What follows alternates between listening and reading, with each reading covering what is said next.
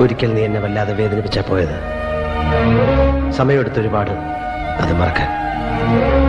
എല്ലാം മറന്നു കഴിഞ്ഞപ്പോ ഓർമ്മിപ്പിക്കാൻ വീണ്ടും വന്നു.